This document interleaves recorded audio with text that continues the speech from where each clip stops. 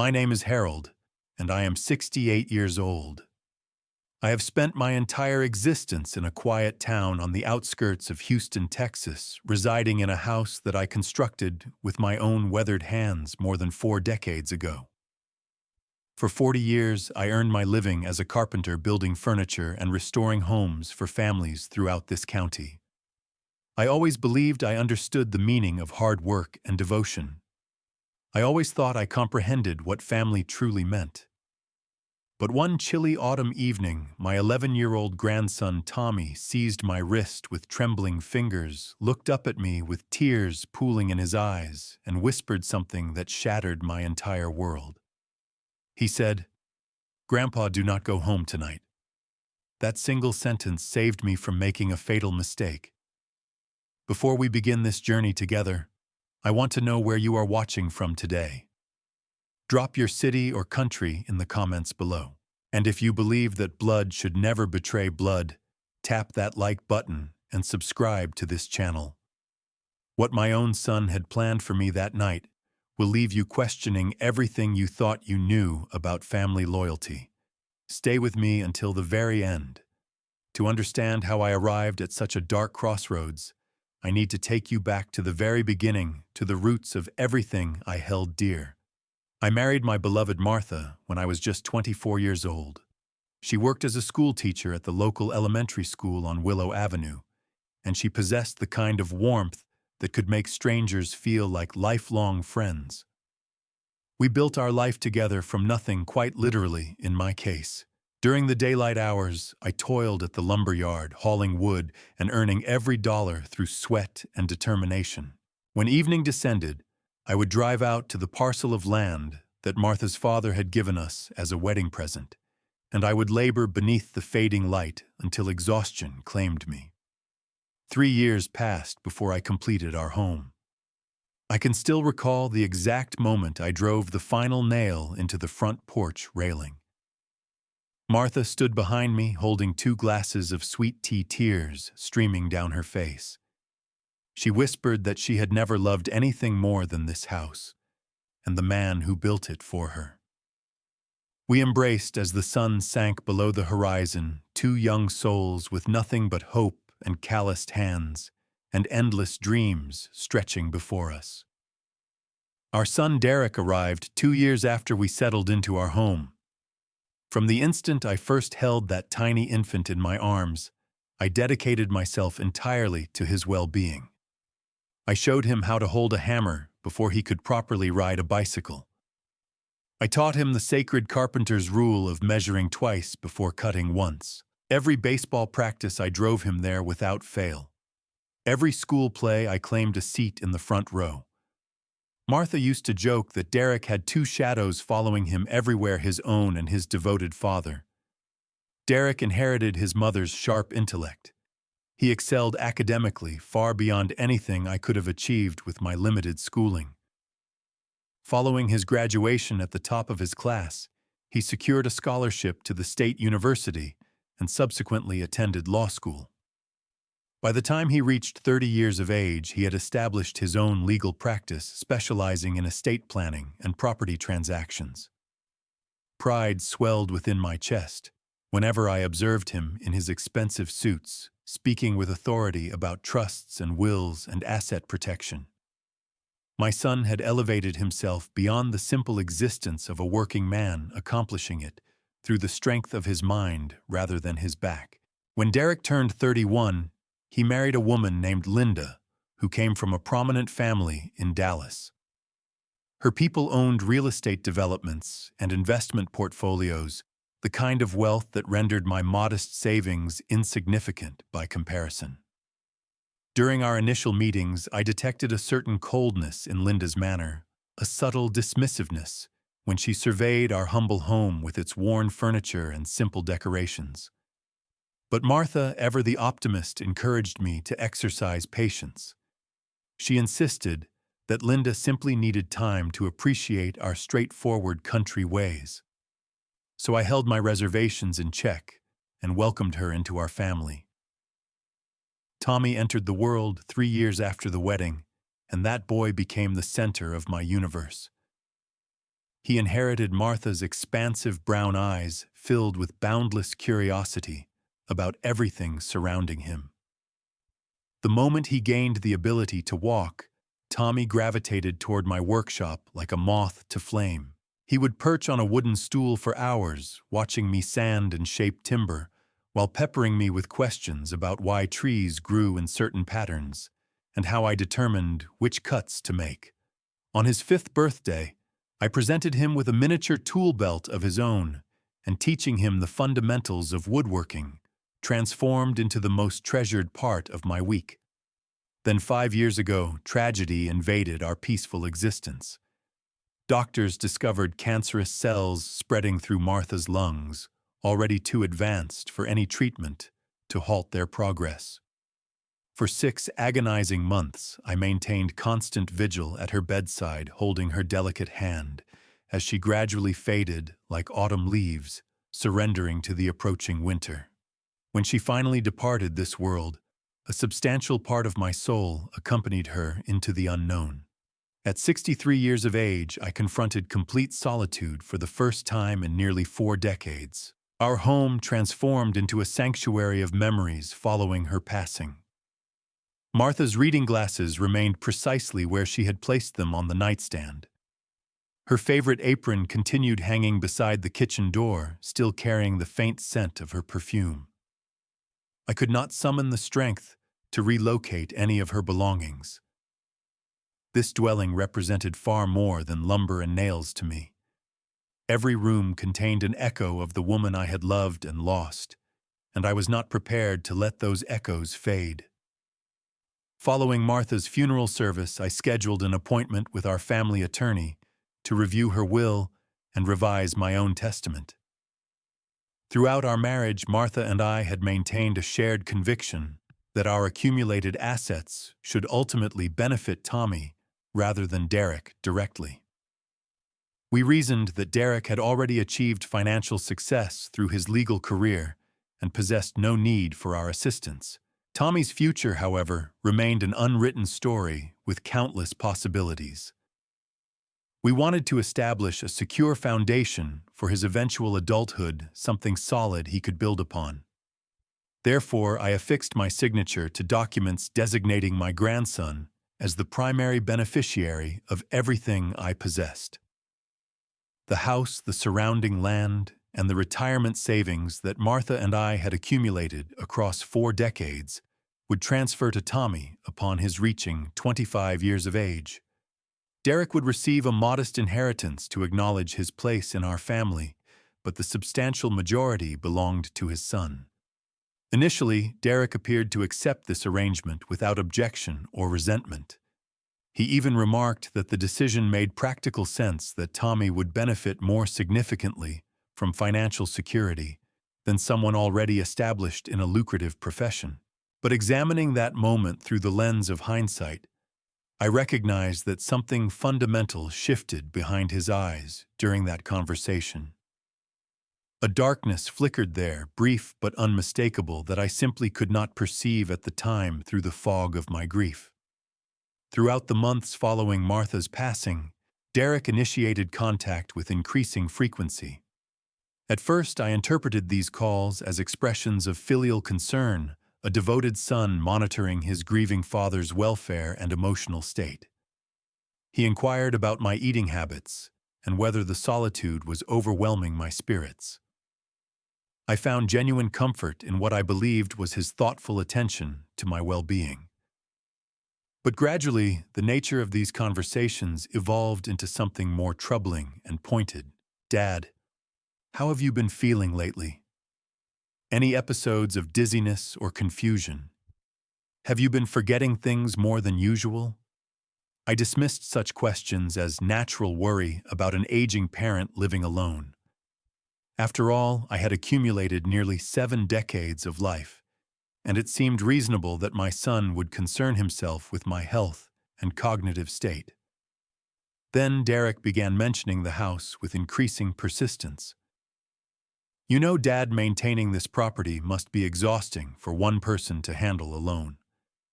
Have you considered selling it and relocating to a smaller, more manageable residence?" Something with less upkeep and fewer stairs, I refused immediately and firmly. This house was not merely real estate or an investment to me. It constituted sacred ground, every room saturated with Martha's presence and our shared memories. I was nowhere near prepared to abandon those precious remnants of our life together. Derek acknowledged my response with a nod and redirected our discussion to safer topics. But disappointment clouded his features in a way I had never witnessed before. His inquiries regarding my mental acuity persisted over the following weeks. Derek suggested scheduling an appointment with a specialist, someone who could evaluate my cognitive capabilities and ensure everything was functioning properly.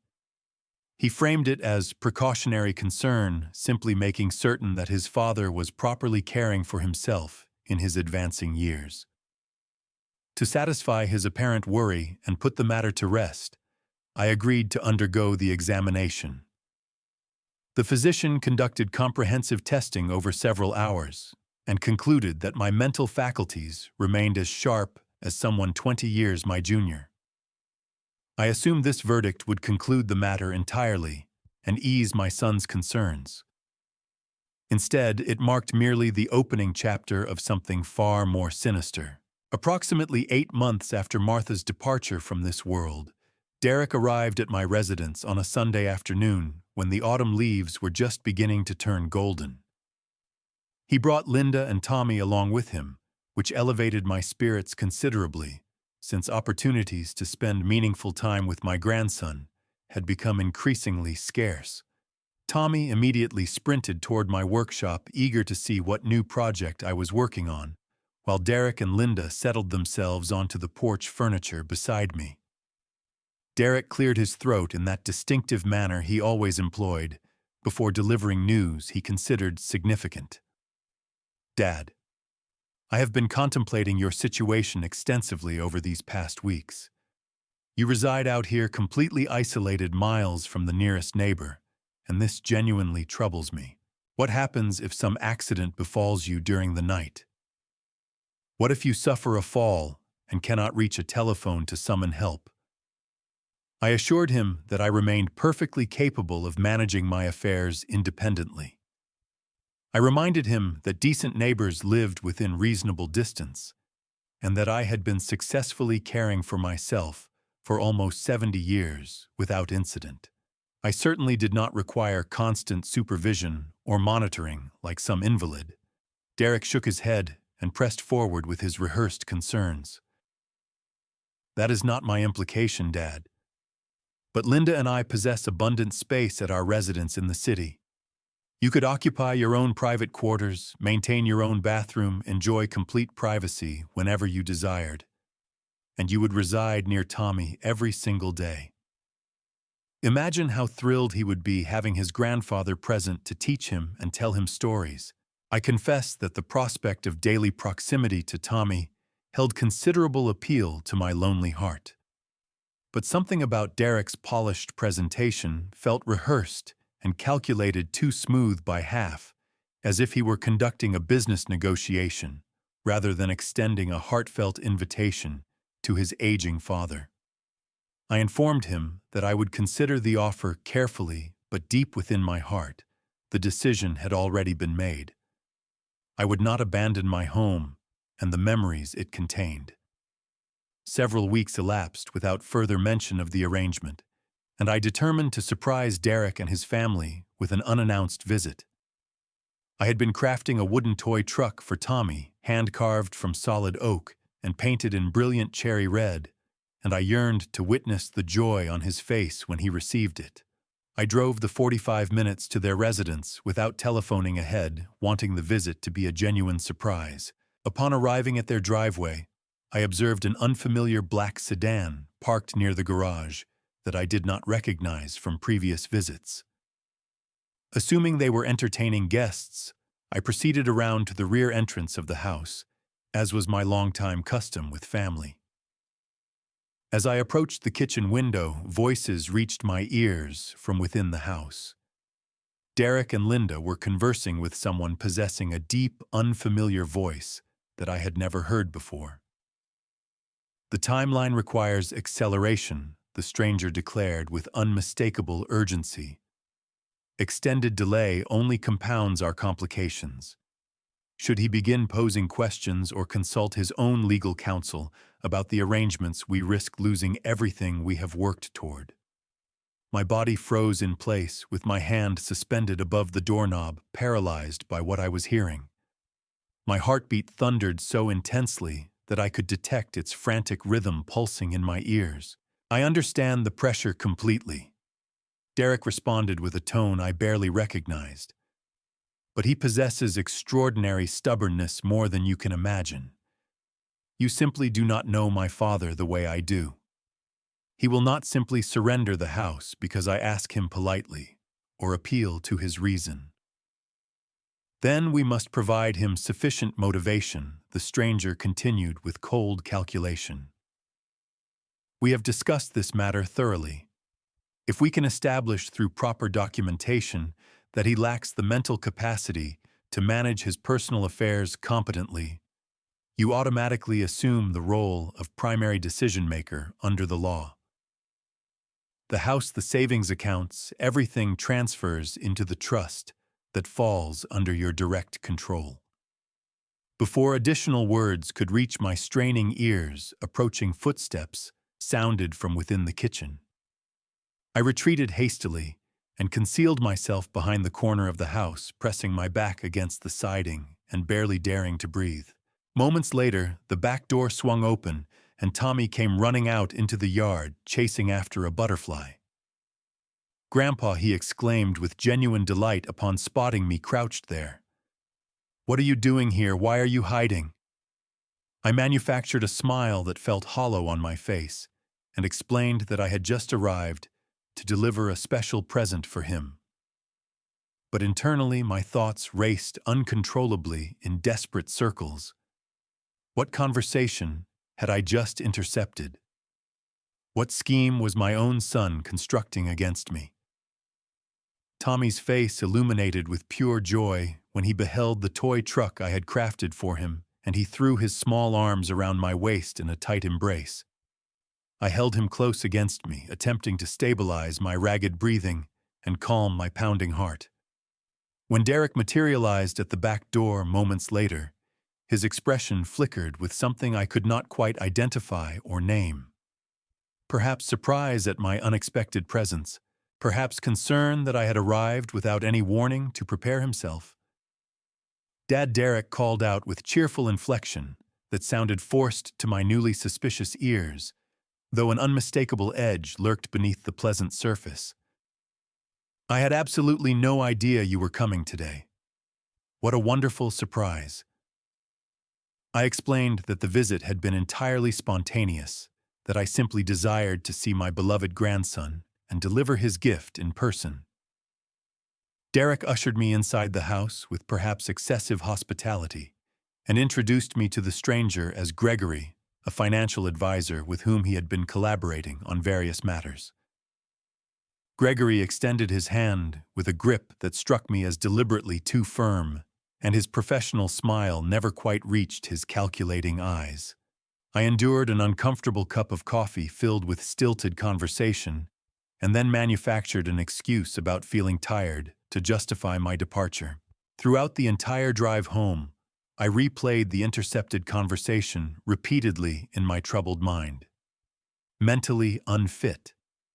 Default decision maker. Everything transfers into the trust under your control.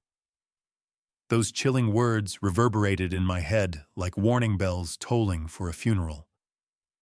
Sleep eluded me entirely that night. I lay in bed examining the ceiling for hours, questioning whether I had somehow misconstrued the situation I had overheard. Perhaps the conversation had concerned another client entirely, and I had leapt to unfounded conclusions based on incomplete information. But deep within my gut, in a place I preferred not to acknowledge or examine too closely, the truth had already taken root. My own son was orchestrating something sinister against me, and I was the intended target of his schemes. Conditions deteriorated steadily throughout the subsequent months as autumn surrendered to winter. Derek's telephone communications grew more frequent and considerably more pointed in their nature and intent. He persistently questioned my health, my memory, whether I had experienced any episodes of confusion or disorientation recently. He advocated with increasing urgency for consultation with another physician, specifically a specialist in geriatric medicine, who could conduct a comprehensive cognitive assessment of my mental capabilities. When I firmly declined these suggestions, frustration colored his voice in ways I had never heard from my son before. "Dad, I am merely attempting to assist you in your later years. Why must you be so obstinate and difficult about everything I propose?" I explained patiently that I did not require such intrusive assistance. I stated clearly and repeatedly that I remained entirely capable of managing my own existence without supervision or intervention. But Derek refused to accept my position and continued applying relentless pressure. Then the visits from Gregory commenced without any warning. He would arrive at my residence unannounced at various hours, always bearing thick stacks of official-looking documents and delivering rehearsed speeches about the critical importance of protecting my assets from various imagined threats. He discussed trusts and estate planning, and the supposed necessity of designating someone trustworthy to make important decisions should anything ever incapacitate me in the future. One particular afternoon, when the winter wind howled outside, Gregory seated himself uninvited at my kitchen table and slid a document across the worn surface toward me. "This represents merely a standard power of attorney form," he explained in tones meant to sound reassuring and professional. "It simply grants Derek the authority to manage your financial matters if you should ever become incapacitated through illness or injury. It constitutes standard practice for someone of your age, really nothing more than a sensible safety precaution for your own protection." I examined the document carefully without touching it or picking it up from the table. The entire situation emanated wrongness like heat from a fire, as if I were being carefully maneuvered toward a dangerous precipice without comprehending the full extent of the danger awaiting me. I informed Gregory that I required additional time for careful consideration and wished to present these papers to my own attorney before signing anything whatsoever. His professional smile tightened almost imperceptibly just for a fleeting second before he nodded and expressed understanding of my cautious position. That evening, after Gregory had departed, I telephoned my longtime neighbor, Eleanor. She was a 75-year-old retired nurse who had occupied the adjacent property for over 2 decades of friendship and mutual support. She and Martha had shared a deep and abiding friendship over the years, and following my wife's passing, Eleanor had become like a sister to me in my loneliness. I trusted her completely and without reservation. "Eleanor," I said into the telephone with my voice unsteady, "something peculiar and troubling is transpiring in my life, and I desperately need to determine whether I am losing my mind or seeing clearly." I recounted everything that had occurred to her attentive ears. The overheard conversation at Derek's house, my son's persistent and suspicious questions about my health and mental state, Gregory and his official documents and rehearsed speeches. When I finally concluded my account, Eleanor remained silent for an extended and uncomfortable moment. "Harold," she finally responded with obvious concern in her voice. "I was genuinely uncertain whether I should mention this matter, but several weeks ago a man appeared at my door asking pointed questions about you. He claimed to represent the county government, supposedly conducting some kind of official survey regarding elderly residents living independently in the area. He posed numerous detailed questions about your health, whether you had family residing nearby, whether you ever seemed confused or forgetful in our interactions." My stomach plummeted as if I had stepped off a cliff into empty air. "What did you tell him?" I informed him rather sharply, that you were more mentally acute than most people half your age, and that he should mind his own business and leave you alone. But Harold, something about that man seemed distinctly wrong and suspicious. Something about the entire encounter felt genuinely off and troubling. That restless night as I lay awake in my empty bed, I could not dispel the suffocating sensation that walls were slowly closing in around me from all directions. My own son, the child I had raised and loved and sacrificed everything for, was methodically attempting to strip away everything I possessed. And he was fully willing to destroy my reputation and my dignity, to paint me publicly as a senile old man incapable of managing his own affairs, simply to accomplish his selfish goals. But the worst revelations still awaited me in the days ahead. On the Sunday immediately preceding Thanksgiving, when families across the nation were preparing to gather and give thanks, Derek invited me to attend Tommy's birthday celebration. My grandson was turning 11 years old, and regardless of everything troubling that had transpired between myself and his father, I absolutely refused to be absent from this important milestone. I had been working for months on creating a magnificent wooden chess set for Tommy, each individual piece lovingly hand-carved from contrasting oak and walnut to create a striking visual effect. I could not wait to witness his reaction when he opened this labor of love. The celebration took place at Derek's spacious residence filled with Tommy's school friends and their parents milling about. Linda had engaged an expensive catering service and adorned the entire backyard with colorful balloons and streamers of every imaginable hue. It should have been an entirely joyous occasion focused on my grandson's happiness, but I could not shake the persistent sensation that something ominous lurked just beneath the festive surface waiting to reveal itself. Derek greeted me upon arrival with an embrace that felt hollow and thoroughly rehearsed, and Linda barely acknowledged my presence beyond a perfunctory nod. Gregory was there as well, standing near the beverage table and monitoring my every movement with those frigid, calculating eyes of his. I made a deliberate effort to ignore his surveillance and concentrated all my attention on Tommy. When the anticipated moment arrived for the birthday presents, Tommy tore through colorful wrapping paper with the unbridled enthusiasm that only children can genuinely possess. When he finally unveiled my hand-crafted chess set and realized what it was, his entire countenance transformed with wonder. He traced his small fingers reverently across the intricately carved pieces and raised his shining gaze to meet mine with tears beginning to form. "Grandpa, this is the most beautiful thing I have ever seen in my entire life." "Did you really make all of these pieces yourself?" I pulled him into a tight embrace and promised solemnly to teach him how to play the game properly whenever he desired a lesson. For that brief and precious moment, everything else dissolved completely from my awareness. Only my beloved grandson and I existed together, connected by something profound that transcended mere blood relation or family obligation. After the birthday cake had been distributed and consumed and other guests began departing with their children, Tommy grasped my weathered hand firmly and guided me toward the far end of the extensive yard, away from all adult observation and conversation.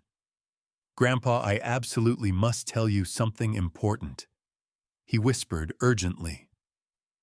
His young voice trembled noticeably with suppressed emotion. "What is troubling you, son?"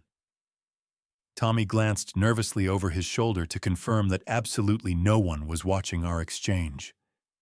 His eyes had reddened considerably, as though he had been secretly weeping before approaching me.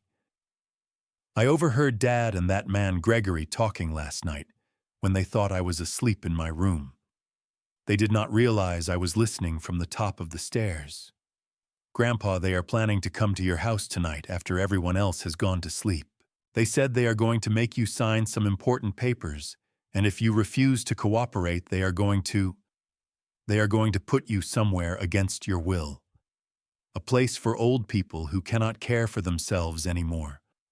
My heart ceased beating for what seemed like an eternity. Tommy, are you absolutely certain about what you heard them say? He nodded vigorously with tears now spilling freely down his flushed cheeks. They said you would not be a problem for them anymore after tonight was finished. Grandpa, please do not go home tonight. Please promise me you will stay somewhere safe. I knelt down slowly on the damp grass and grasped my grandson firmly by both shoulders. I gazed directly into his frightened eyes, those same beautiful brown eyes that his grandmother had possessed, and I witnessed genuine terror residing there. This was not the product of childish imagination or innocent misinterpretation of adult conversation. Tommy had overheard the unvarnished truth, and he had summoned all his courage to warn me despite the potential consequences. I promise you solemnly, I said in quiet but firm tones, I am going to be okay. But I need you to do something extremely important for me. I need you to behave completely normally for the rest of today, exactly as though we never had this conversation. Can you do that for me? Tommy wiped his wet eyes on his sleeve and nodded solemnly. That is my brave boy. Your grandmother would be tremendously proud of the courage you have shown today. I rose slowly to my feet and walked back toward the ongoing celebration, my mind spinning with desperate thoughts and half-formed plans. Derek and Gregory stood together near the covered patio, engaged in what appeared to be deep and serious conversation. When they noticed my approach across the lawn, both men immediately straightened their postures and adopted pleasant smiles. But I perceived clearly through those false smiles now. I recognized them for precisely what they truly were beneath the surface masks, concealing predatory intentions and cold calculations. I quickly manufactured excuses about feeling unusually fatigued and departed. The birthday celebration earlier than expected, telling Derek that exhaustion from the drive overwhelmed me, and immediate rest was necessary. He escorted me solicitously to my truck, parked on the street, and mentioned casually that he would telephone me tomorrow to check on my condition. I nodded without really listening, and drove away from his house watching his figure diminish steadily in my rearview mirror until he disappeared entirely from sight. I did not drive home that evening. Instead of proceeding directly to my own residence as I normally would have, I turned my truck onto the county road that wound through farmland toward Eleanor's modest property. I had contacted her from my cellular telephone during the drive, speaking in hushed tones about an urgent matter, and she was waiting anxiously on her front porch, with a cup of hot tea already prepared for my arrival. I relayed in detail everything that Tommy had disclosed to me during our private conversation in the yard. Her weathered face grew noticeably pale as the implications became clear. Harold, we absolutely must contact the police immediately about this threat. I shook my head emphatically at her suggestion. Not yet, Eleanor. I do not possess sufficient concrete proof to support any accusations. It would simply be my word against theirs in the end, and Derek is a practicing attorney with extensive knowledge of the legal system. He would expertly manipulate everything presented and successfully portray me as the mentally diminished old man he has been systematically attempting to convince everyone I have become. So what course of action do you intend to pursue against them? I settled myself wearily into a chair at Eleanor's kitchen table and contemplated the situation from every possible angle. I thought about Martha and the life we had constructed together over 4 decades. I thought about Tommy and the genuine terror I had witnessed in his innocent eyes. I thought about Derek, the child I had raised with such devotion, the son I had loved more than my own existence, and what he had apparently become. And then suddenly clarity arrived like dawn breaking after an endless night. I knew with absolute certainty precisely what I must do to protect myself. The following morning, at first light, I drove directly to the professional office of Martin Caldwell, an experienced attorney who had faithfully served Martha's extended family for multiple decades. Martin was 65 years old and semi-retired from active practice, but he retained the mental acuity and legal knowledge that rivaled anyone currently working in the field. I recounted absolutely everything to him in exhaustive detail. Martin's weathered expression darkened progressively with each new revelation. When I finally finished my lengthy account, he leaned back heavily in his leather chair and released a prolonged breath of obvious concern. "Harold, what they are doing extends far beyond merely unethical behavior. It constitutes serious criminal activity under both state and federal statutes.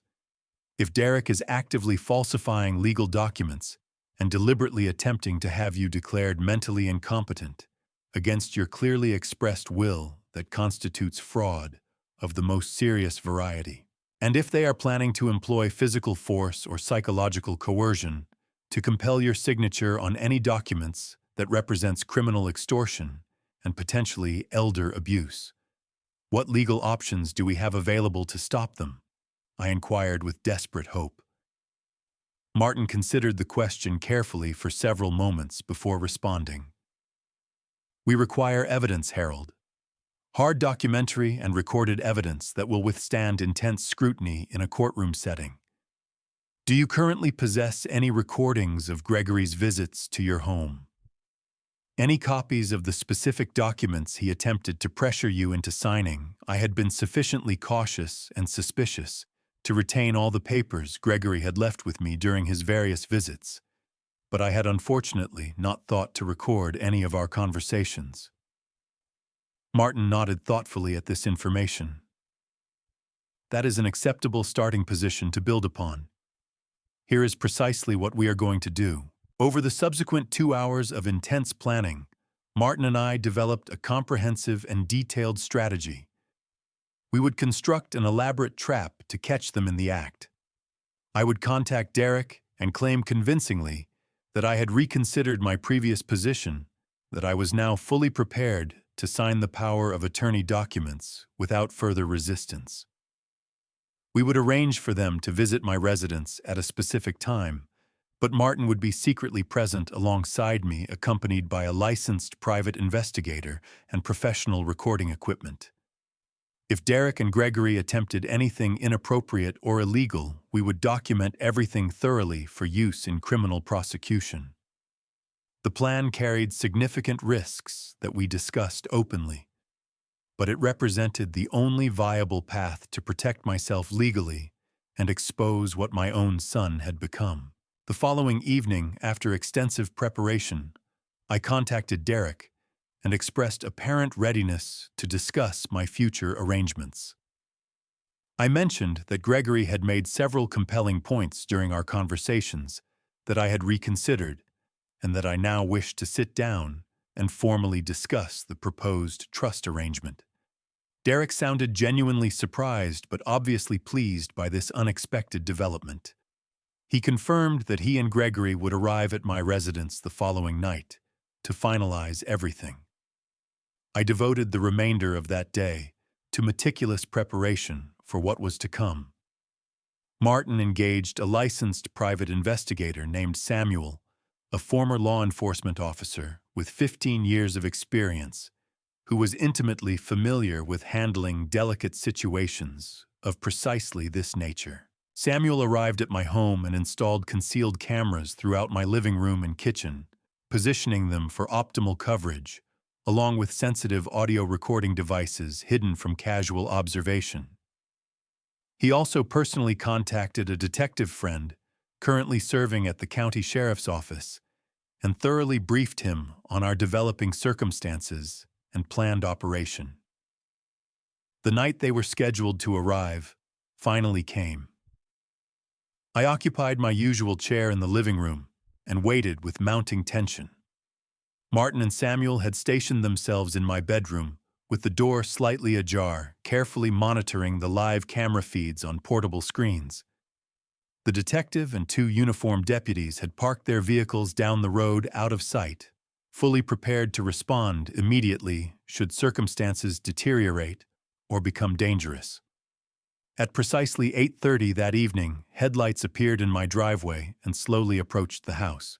My heart pounded violently against my ribs, but I compelled myself through sheer willpower to maintain outward composure. This confrontation was for Martha and the life we had built together. This was for Tommy and his courageous warning. This was for everything I had ever labored to build and protect. Derek and Gregory entered through my front door with an air of confidence that suggested they already considered themselves owners of the place. Gregory carried an expensive leather briefcase, and Derek wore that same hollow, rehearsed smile I had observed at the birthday party. "Dad, thank you for being receptive to this arrangement," Derek said with false warmth. "I genuinely believe you are making the correct decision for everyone involved." Gregory positioned himself in the chair directly across from me and opened his briefcase with practiced efficiency. He extracted a thick stack of official documents and spread them methodically across my coffee table. "Now, Harold, these are the papers we discussed during our previous meetings. This first document grants Derek full power of attorney over all your financial affairs and major decisions. The second document transfers the deed of your property into a revocable trust structure. And the third one, I examined the papers spread before me but deliberately refused to touch any of them. What happens specifically if I sign these documents tonight?" Gregory smiled that cold, professional smile of his. "It simply means that your son can properly assist you in managing your assets and making important decisions. It really serves your own protection and ensures your best interests are served." "And what happens specifically if I decline to sign?" The smile evaporated instantly from his face like morning frost in sunlight. Gregory glanced toward Derek, who shifted uncomfortably in his seat. "Harold," Derek said with strained patience, "let us not complicate this situation unnecessarily. You are advancing in age and obviously declining. You need someone responsible to look after your interests properly." I leaned forward in my chair and met their eyes directly. "Like you looked after my interests when you told Gregory I was mentally unfit to manage my own affairs. Like you looked after my interests when you planned to have me forcibly committed to a nursing home against my clearly expressed will." Derek's face blanched completely white. "Dad, I do not know what you are." "I heard everything, Derek. Tommy told me exactly what he overheard. He heard you and Gregory planning to come here tonight and force me to sign these papers. He heard you say I would not be a problem for your plans after tonight was finished." For an extended moment that seemed to stretch into eternity, complete silence dominated the room. Then Gregory stood abruptly from his chair, his expression hardening into something ugly and threatening. "Listen carefully, old man. You can choose to do this the easy way tonight, or we can do this the hard way instead. Either you sign these papers right now voluntarily, or we will have a compliant doctor here by tomorrow morning to officially certify that you are no longer mentally capable of managing your own affairs. By this time next week, you will be confined in a facility for the elderly, and Derek will be in complete charge of everything you currently own. So what is your decision going to be?" Gregory reached out aggressively and seized the front of my shirt, yanking me forward out of my chair. "Sign the papers, Harold. Sign them now." And that was the precise moment when the bedroom door swung fully open. Martin emerged first from concealment, holding up his cellular phone with the screen clearly visible. "I have recorded every single word of this conversation on multiple devices." Behind him came Samuel, and then the front door burst violently open as the detective and two uniformed deputies rushed inside with weapons drawn. Derek and Gregory both froze completely in place like statues. Gregory immediately released my shirt and stumbled backward in shock. But Samuel was already there behind him, firmly grasping his arm. Gregory Hollister and Derek Hayes, the detective, announced, in an official tone, "You are both under arrest for conspiracy to commit fraud, attempted coercion, and elder abuse under state law." I watched in stunned silence as they handcuffed my own son right there in my living room. Derek looked at me with eyes full of shock and something else that might have been a sense of betrayal, as if I were somehow the one who had committed a terrible wrong against him. "Dad," he said desperately, "you do not understand the situation. I was just trying to save it for your lawyer." The detective interrupted firmly, and they escorted him out into the cold night. I stood there alone in my living room, surrounded by the wreckage of what my family had become. Martin approached and placed a comforting hand on my trembling shoulder. "You did the right thing tonight, Harold." I nodded slowly, but words would not come to me. Because even though I had clearly prevailed in this confrontation, even though justice was being served, I had also lost something precious that could never be recovered or replaced. The trial took place 4 months later in the county courthouse. The evidence presented was overwhelming and irrefutable. The concealed camera footage clearly showed Gregory physically grabbing me and threatening to have me forcibly institutionalized against my will. The audio recordings captured every single word of their scheme in perfect clarity. Martin had also uncovered multiple forged documents during his investigation papers, bearing convincing copies of my signature that I had absolutely never signed, which Derek had already filed with the county clerk, in preparation for seizing complete control of my assets. Derek's defense attorney attempted to argue that his client had been manipulated by Gregory, that Derek was merely a concerned son who had exceeded appropriate boundaries while trying to help his aging father. But the jury rejected this defense completely. They heard Tommy's testimony delivered courageously and clearly by an 11-year-old boy who loved his grandfather enough to tell the complete truth, even when it caused tremendous pain to his own family. They examined the extensive evidence of premeditation and financial greed. In the end, Gregory received a sentence of 5 years in federal prison for fraud and elder abuse. Derek received 3 years with the possibility of parole after serving 18 months. I occupied a seat in the front row of the courtroom when the verdicts were announced by the judge. I watched my own son being led away in handcuffs by uniformed officers, and I felt something fundamental break inside my chest. Not anger anymore. Not even sadness exactly. Just a profound emptiness where love had once resided. Following the conclusion of the trial, Linda filed for divorce from Derek. She had not known the complete extent of what Derek and Gregory were actively planning, but she had clearly known enough to deliberately look the other way and benefit from the scheme. The court granted me temporary custody of Tommy, while his parents sorted out their complicated situations and decided on permanent arrangements.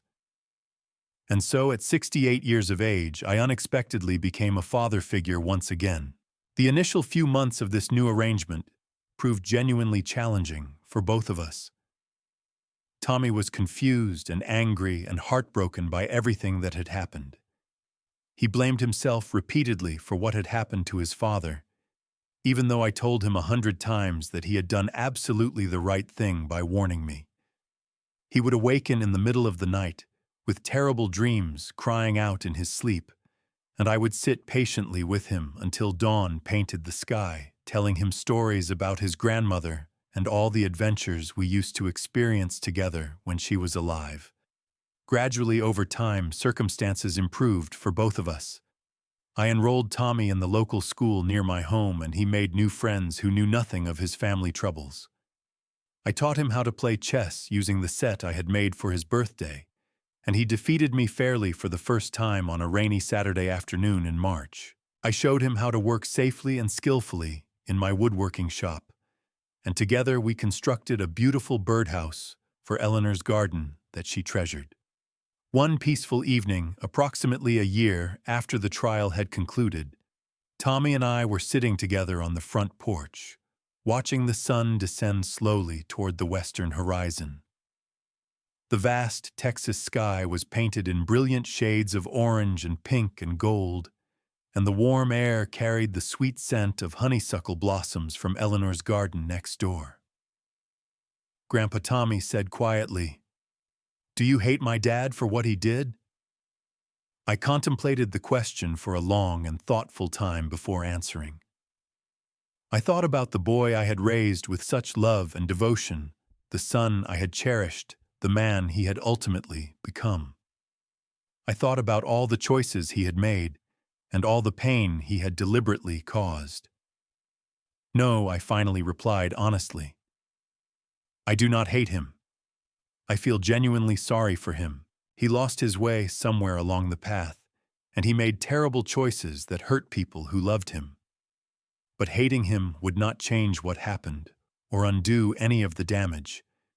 It would just make me a prisoner of my own anger for the rest of my days. Tommy nodded slowly, absorbing my words. I think Grandma would have said exactly the same thing. I smiled at the memory of my beloved wife. Your grandmother was a truly wise woman. Wiser than me, that is for certain. We sat there together in comfortable silence as the last light gradually faded from the enormous sky. Somewhere in the distance, a mockingbird was singing its evening song. You know what I have learned from all of this painful experience, I said finally. I have learned that the people who are supposed to love you the most can sometimes hurt you the worst.